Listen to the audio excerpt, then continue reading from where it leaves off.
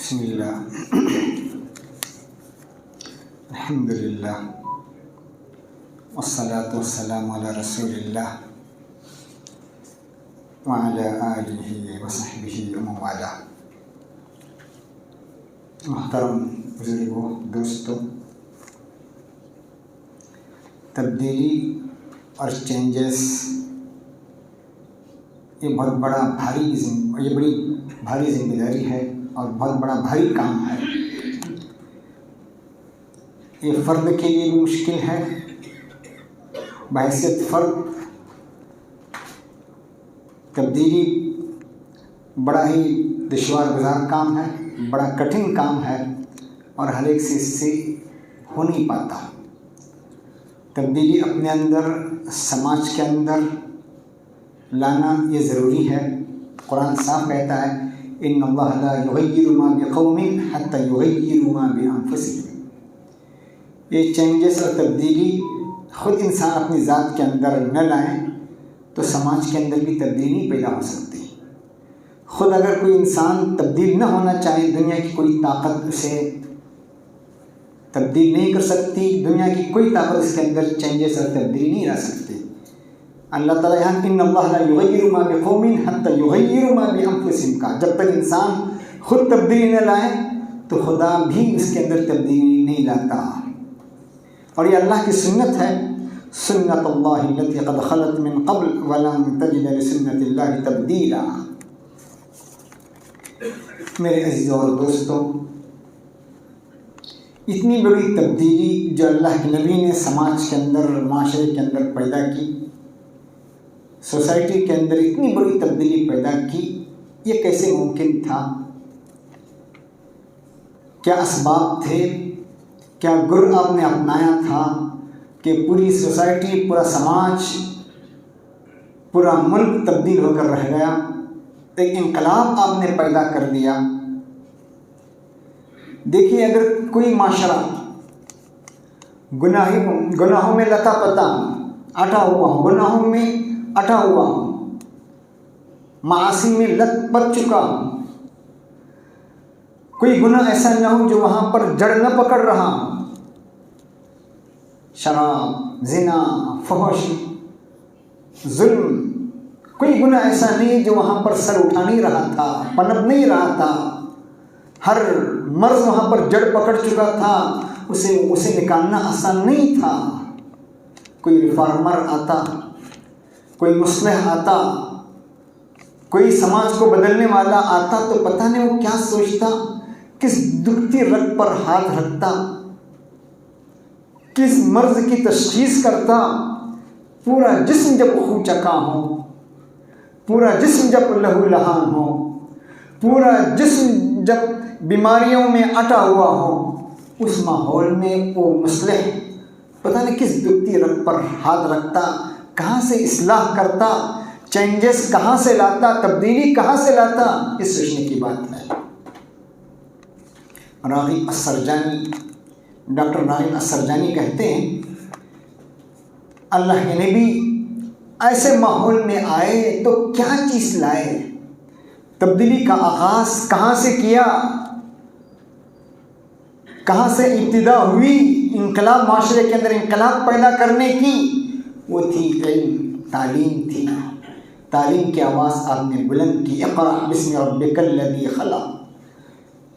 آواز تھی تعلیم اور علم کی آواز آپ نے بلند کی، اور آپ پر وہی بھی سب سے پہلے یہی نازل ہوئی، اور تعلیم اور علم سے آپ نے انقلاب سب سے پہلے پیدا کیا ہے۔ آپ نے تبدیلی تعلیم کے ذریعے سے لائی۔ ایسے معاشرے میں، ایسے ماحول میں آپ غور کیجیے، تعلیم گویا ایک آب حیات، معاشرے کو بدلنے کا ایک اہم ذریعہ، معاشرے کی کایا کو پلٹنے کا ایک اہم سبب وہ تھا، علم تھا۔ اس لیے قرآن نے کیا کہا؟ وَيَتَعَلَّمُونَ مَا يَضُرُّهُمْ وَلَا يَنفَعُهُمْ۔ وہ لوگ وہ چیزیں سیکھتے ہیں جو ان کے لیے نقصان دہ ہے، مَا يَضُرُّهُمْ وَلَا يَنفَعُهُمْ، جو ان کو نفع نہیں پہنچاتا۔ تو ہمارے یہاں تعلیم دو ہی ہے، ایک علم نافع ہے، ایک علم زار ہے، جس کو قرآن نے کہا وَيَتَعَلَّمُونَ مَا يَضُرُّهُمْ ولا ينفعهم۔ میرے عزیزوں اور دوستوں، تبدیلی، انقلاب لانا کوئی معمولی کام نہیں ہے۔ لوگوں کو بدلنا، لوگوں کی فطرت کو بدلنا، لوگوں کی کایا پلٹ کرنا کوئی معمولی کام نہیں ہے۔ اللہ کے نبی نے خود فرمایا، بخاری کی حدیث ہے، ابو ہریرہ سے روایت ہے، تجدون الناس معادن، لوگوں کی مثال معدن کے کانوں کی سی ہے۔ لوگوں کی مثال کانوں کی سی ہے، سونے کی کانیں، چاندی کی کانیں، جواہرات کی کانیں۔ تجد الناس معادن خیارهم فی الجاہلیہ خیارهم فی الاسلام اذا فقہوا۔ یا اللہ کے نبی لوگوں کی تشبیہ دے رہے ہیں کانوں سے، سونے چاندی سے، جس پر کتنی محنت کرنی پڑتی، کتنی محنت درکار ہوتی ہے، پھر جا کر وہ کام کا لائق بنتا ہے، کتنی فیکٹریوں سے، مشینوں سے گزارا جاتا ہے، جواہرات کو کس طرح اس کو تراشا جاتا ہے، ذرا سی چوک گئی تو وہ ہیرا ٹوٹ گیا۔ جیسے حدیث میں فرمایا، کہتے ہیں مشہور مسئلہ الناس اجناس منہم النحاس ومنہم النخاس، لوگوں کی قسمیں، کچھ جواہر ہیں، کچھ پیتل ہیں۔ تو گویا اللہ کے نبی خود لوگوں کی تشبیہ دے رہے ہیں پتھروں سے، معدنیات سے، کانوں سے۔ تو ان کانوں پر محنت کرنے کے لیے کتنی چیز درکار ہوگی، کتنی محنت پڑتی ہوگی اس کے اندر تبدیلی پیدا کرنے کے لیے، چمک پیدا کرنے کے لیے۔ میرے عزیزوں، انہی افراد سوسائٹی کو تبدیل کرنے کے لیے سب سے پہلی چیز ایمان کی ضرورت ہے۔ مضبوط خدا پر ایمان نہیں ہوگا تو پھر وہ انقلاب نہیں پیدا کر سکتا، لوگوں کے اندر، معاشرے کو، سماج کو بدل نہیں سکتا۔ صبر کی ضرورت ہے، لگاتار صبر کی ضرورت ہے، مستقل صبر کی ضرورت ہے۔ پتا ماری کا کام ہے، مغز ماری کا کام ہے، بڑی جگرکاری کا کام ہے، مسلسل جہد کا کام ہے، سعی پیام کا کام ہے۔ اس نے صاف فرمایا صبر کے سلسلے میں، فاصبر کما صبر اولو العزم من الرسل ولا تستعجل لهم۔ اللہ کے نبی سے کہا کہ صبر کرو جس طرح اولو العزم انبیاء نے صبر کیا ہے، ولا تستعجل بهم، جلدی مت کرنا۔ تو سماج کے اندر تبدیلی اور انقلاب پیدا کرنے کے لیے صبر کی ضرورت ہے، ایمان کی ضرورت ہے اور وقت کی ضرورت ہے۔ 23 سال کے عرصے میں پوری کایا پلٹ کر رکھ دی۔ صبر جو مسلسل کی ضرورت ہے۔ میرے عزیزوں، تبدیلی کے لیے ایک اہم چیز قدوہ، کسی کو آئیڈیل بنانا، نمونہ بنانا۔ اللہ تعالیٰ نے اپنی کتابوں کو اتارا، کتابوں کے ساتھ نبیوں کو اتارا، تاکہ نبی پیش کر سکیں۔ صرف کتابیں اللہ تعالیٰ صرف کتابیں اتار سکتا تھا، لیکن انسان آئیڈیل چاہتا ہے، سامنے چاہتا کہ میں کس کو فالو کر رہا ہوں، کیا چیز ہونی چاہیے، اس کو کیسے فالو کیا جائے۔ نمونہ بنا کر اللہ تعالیٰ نے انبیاء کو بھیجا ہے۔ صاف قرآن نے کہا اولئک الذین ھدی اللہ فبہداہ مقتدہ۔ اللہ تعالیٰ انبیاء، پورے قرآن پر آپ غور کیجئے، پوری انبیاء کی سیرت ہے، پوری انبیاء کی سیرت، ان کے حالات، دعوتی حالات، ان کی زندگی کو سامنے رکھا تاکہ لوگوں پر عمل کرنا آسان ہو جائے۔ اللہ کے نبی کے بارے میں صاف کہا لقد کان لکم فی رسول اللہ اسوۃ حسنہ، نمونہ، آئیڈیل۔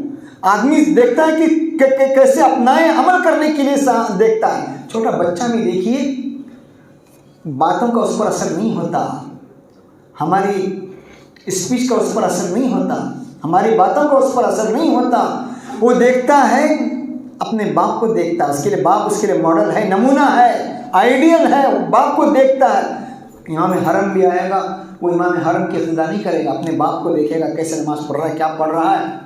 تو انسانی فطرت ہے، محاکات، نقل اتارنا، پیچھے کسی کو فالو کرنا، یہ انسانی فطرت ہے۔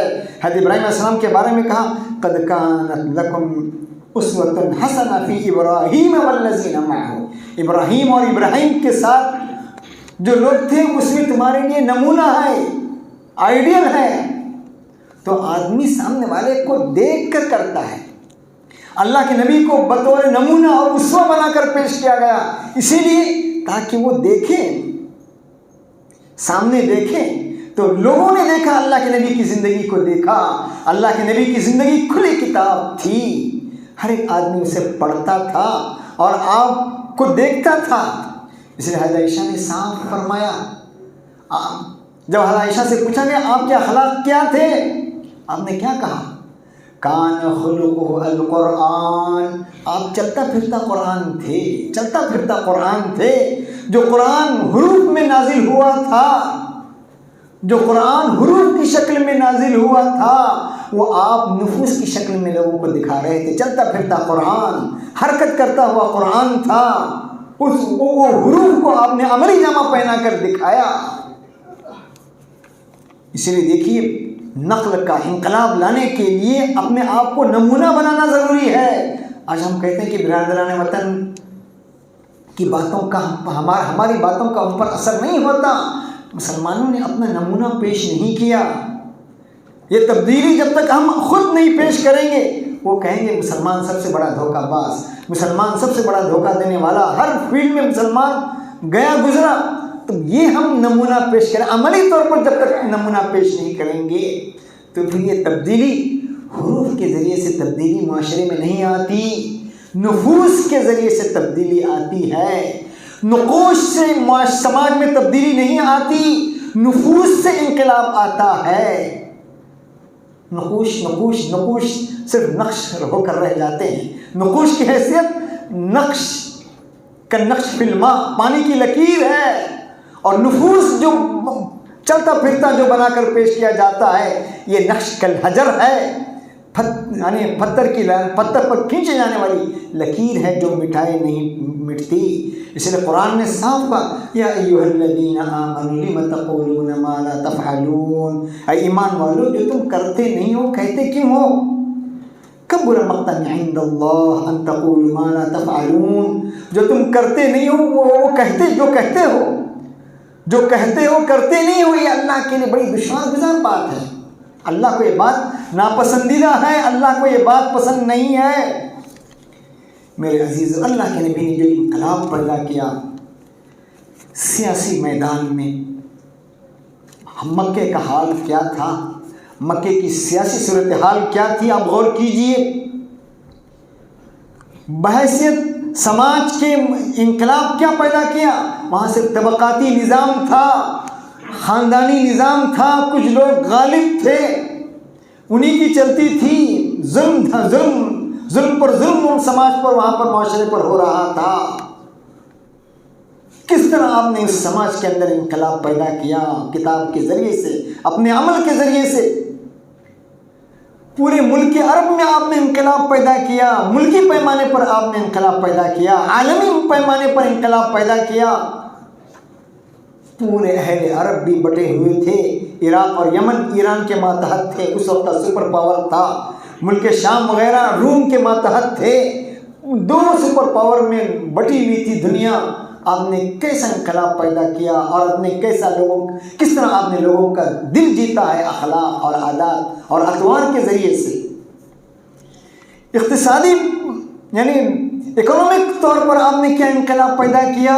فقر اور غربت عام تھی, ہر جگہ فقر اور غربت تھی. غریب بیچارہ غربت کی چکی میں پسا جا رہا تھا. غریب غربت کی یعنی خط غربت سے نیچے جی رہا تھا, اور غربت کی چکی میں یعنی غربت کی چکی کے دو پاٹوں کے درمیان پسا جا رہا تھا. آپ نے کس طرح آپ نے وہاں انقلاب پیدا کیا. خود آپ نے لوگوں کو جاب دلایا. مانگنے کے لیے آیا تو کہا, کام کرنے کے لیے کہا, محنت کرنے کے لیے کہا, لوگوں کو آپ نے جاب دلایا. دیکھیں ہم لوگ سمجھتے ہیں کہ بھائی تبدیلی صرف ہم واعظ نصیحت کے ذریعے سے ہو, عملی طور پر میدان میں کام نہ کریں, اس سے تبدیلی نہیں آتی. الحمدللہ ہمارے اس معاشرے میں بھی کام ہو رہا ہے. جو لوگ بے روزگار ہیں ان کے لیے روزگار دلایا جا رہا ہے. جو بیچارے جن کے پاس کام نہیں ہے, یہ بھی بہت اہم کام ہے, بہت اہم کام ہے. شیخ شعراوی کہتے ہیں, من لم يكن طعامه من فأسه فلن يكون قراره من رأسه. کتنی اچھی بات کہی. من لم يكن طعامه من فأسه فلن يكون قراره من رأسه. اپنی کلاڑی سے جو نہ کمائیں, جس کی روزی روٹی اپنی محنت سے نہ ہو، اپنی کلاڑی سے نہ ہو، اپنی محنت سے نہ ہو، فَلَن يَكُونَ قَرَارُ، اس کی یعنی اس پر حکومت، اس پر قانون تھوپے جاتے ہیں، اس کی اپنی حیثیت نہیں ہوتی، فَلَن يَكُونَ، اس کی اپنی کوئی تجویز نہیں ہوتی، اس کا اپنا کوئی حکم نہیں چلتا، فَلَن يَكُونَ قَرَارُ۔ آج دنیا کا حال کیا ہے؟ اکثر مسلم ممالک کا حال یہ ہے کہ قرضوں تلے، مغربی ممالک کے قرضوں کے بوجھ تلے دبے ہوئے ہیں، تو وہ کٹ پتلی بنے ہوئے ہیں، وہاں سے جو حکم چلایا جاتا ہے انہیں نافذ کرنے کی ضرورت پڑتی ہے، یہ حال ہے۔ تو آپ نے اقتصادی طور پر بھی لوگوں کو مضبوط کیا، معاشی طور پر بھی آپ نے لوگوں کو مضبوط کیا ہے، پھر حال کیا ہوا؟ آپ نے معاشی تبدیلی، یہ انقلاب سماج کے اندر پیدا کی، تو یہی عثمان بن عفان تھے، حضرت عمر کے زمانے میں قحط پڑا تو 1000 اونٹ سامان سے لدے ہوئے، 1000 اونٹ سامنے موجود تھے، اور اس وقت کے بڑے بڑے بزنس مین، بڑے بڑے کاروباری آ کر کہنے لگے ہمیں دے دیجیے۔ وہ چاہ رہے تھے احتکار کریں اور مہنگے داموں میں بیچیں، اس سے اور فائدہ اٹھائیں، لیکن حضرت عثمان نے صاف کہا نہیں۔ تو یہ انقلاب آپ نے اقتصادی طور پر، اکنامک طور پر بھی آپ نے، معاشی طور پر بھی آپ نے انقلاب پیدا کیا، اجتماعی طور پر آپ نے انقلاب پیدا کیا، اجتماعی طور پر آپ نے انقلاب پیدا کیا۔ شراب عام تھا، شراب ان کی گٹی میں پڑا ہوا تھا، فحش عام تھا، زنا عام تھا، کون سا ایسا گناہ تھا جو وہاں پر پنپ نہیں رہا تھا؟ شراب کے بارے میں وہ خود کہتے تھے وَنَشْرَبُ إِنْ وَرَدْنَا الْمَاءَ صَفْوًا وَيَشْرَبُ غَيْرُنَا قَدْرًا مَتِينًا، کہتے تھے ہم آتے شراب، ہم پانی پر آتے ہیں، وَنَشْرَبُ إِنْ وَرَدْنَا الْمَاءَ، جب ہم پانی پینے کے لیے آتے تو ہم صاف پانی پیتے ہیں۔ معاشرتی ظلم ایسا تھا، وہ کہتے ہیں ہم پانی پینے آئیں گے، پہلے ہم پیئیں گے، بعد میں آنے والے گدلا پانی پیئیں گے، گدلا پانی، مٹیالہ پانی پیئیں گے۔ ظلم کا اس درجہ حال تھا، وہ ان کے ادبا اور ان کے شعراء خود کہتے ہیں اذا بلغ الفتام لنا رضيعا تخر له الجبابر ساجدين، وہ کہتے ہیں ہمارا کوئی بچہ جب دودھ چھڑانے کی عمر کو پہنچتا ہے تو بڑے بڑے جابر لوگ وہ اس کے آگے سرنیو ہو جاتے ہیں۔ یہ ظلم اس طرح عام تھا، شراب عام تھا، زنا عام تھا۔ آپ نے کس طرح انقلاب پیدا کیا، کیسا حال، یعنی کس طرح آپ نے سماج کو بدل کر رکھ دیا، کس طرح آپ نے، لوگوں نے شراب چھوڑ دیا۔ جب یہ آخری قرآن کی آیت نازل فَهَلْ مُنْتَهُونَ، تو لوگوں نے کہا انتہینا، ہم شراب سے باز آ گئے۔ یہی شراب کی لت تھی، حضرت ابو سفیان نے بعض لوگوں کو اسی شراب کے نام پر روکا تھا۔ کچھ لوگ اسلام قبول کرنے والے تھے، کہا اسلام قبول کریں گے تو شراب چھوڑنا پڑے گا۔ تو ایسی لت شراب کی پڑی ہوئی تھی، یہی لوگ شراب سے باز آنے لگے، اور جب شراب کی حرمت آخری آیت نازل ہوئی تو شراب بہائے جانے لگا، بہنے لگا گلیوں پر۔ یہ آپ نے انقلاب پیدا کیا۔ عورتوں کا حال کیا تھا سماج میں، کس طرح ظلم کی چکی میں پیسی جا رہی تھی۔ پیدا ہونے سے پہلے ہی عورت کو زندہ درگور کیا جاتا تھا، پیدا ہونے سے پہلے ہی۔ کس طرح ماں کا لقب دیا، بہن کی طور پر وراثت میں اس کو حصہ دلایا۔ آج بھی حال یہ ہے عورتوں کا، آج بھی سماج میں حال یہ ہے۔ وہاں تو زندہ ہونے سے پہلے، مرنے سے پہلے زندہ درگور کیا جاتا تھا،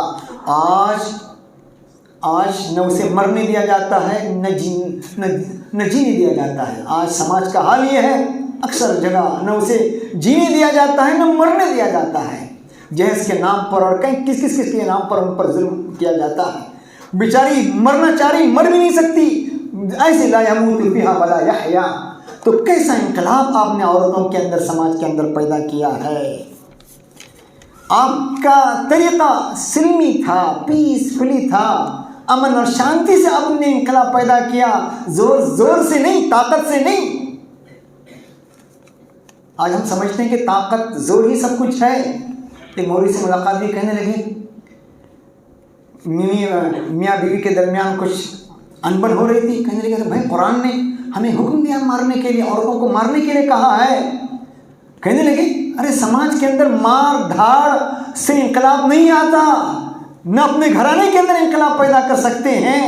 وہ ایک آخری درجے تھی. کہنے لگی بھائی قرآن نے حکم دیا ہے مارنے کے لیے.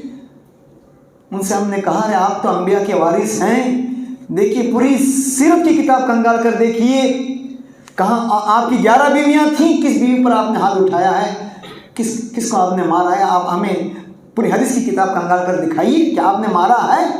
تو معلوم ہو انقلاب اور تبدیلی پیسفلی, گھر کے اندر تبدیلی, سماج کے اندر تبدیلی, ماحول کے اندر تبدیلی محبت, پیار, ہمدردی کے ذریعے سے لوگوں کو جیتا جاتا ہے.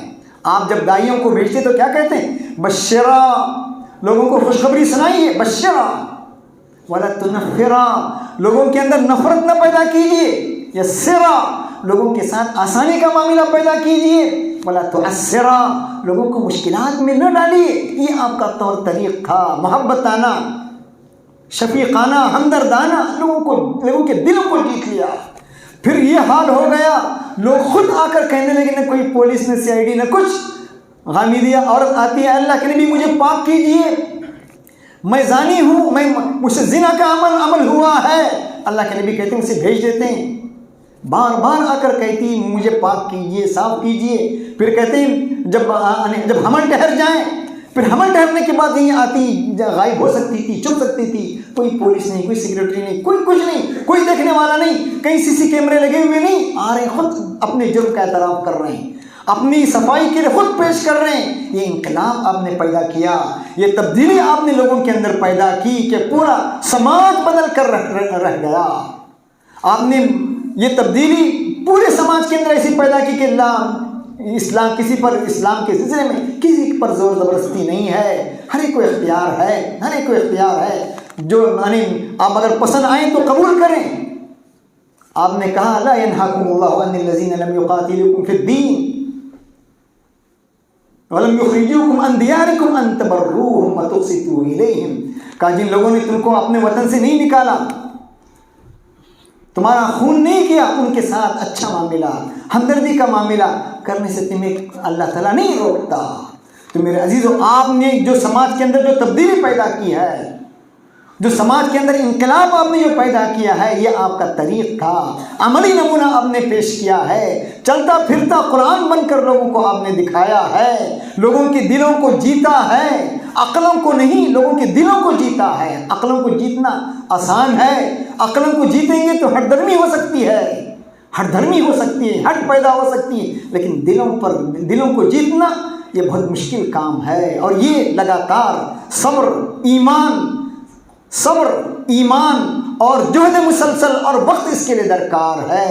یہ 3 چیزیں جب ہوگی, ایمان بھی ہوگا, صبر بھی ہوگا, وقت بھی ہوگا, اور محبت بھی ہوگی, یہ گویا ایلیمنٹ ہیں, بنیادی ایلیمنٹ ہیں, عناصر ہیں جس کے ذریعے سے معاشرے میں انقلاب پیدا کر سکتے ہیں. یہ کچھ باتیں جو میں نے آپ کے سامنے کہیں, اللہ تعالیٰ مجھے بھی آپ کو ان باتوں پر عمل کرنے کی توفیق دیں. وآخر دعوانا الحمد للہ رب العالمین.